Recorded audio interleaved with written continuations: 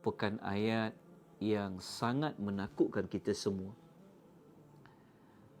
Ayat yang terakhir ini merupakan ayat yang boleh menyebabkan ramai orang akan menjadi sedih. Kenapa?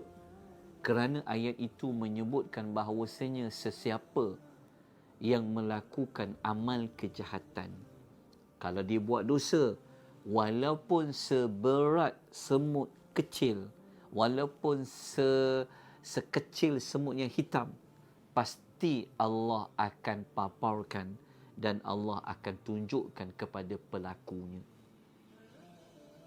Ini memberikan kita input bahawasanya kita tidak boleh memandang rendah.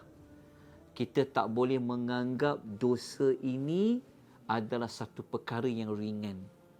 Apa saja dosa yang kita lakukan, ia akan diambil kira oleh Allah Azza wa Jalla.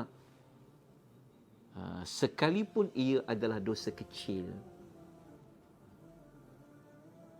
Sekalipun kita hanya mengangkat muka kita, tanda kita hina orang lain, diambil kira oleh Allah. Walaupun kita hanya kata pada orang satu kalimah sahaja, mengaibkan orang, diambil kira oleh Allah Azza wa Jalla.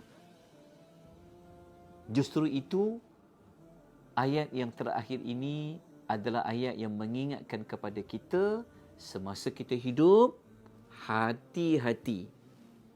Jangan melakukan sebarang keburukan. Kita kena usaha dengan sedaya upaya supaya kita tidak melakukan dosa-dosa yang nanti kesemua itu diambil kira oleh Allah Subhanahu wa taala.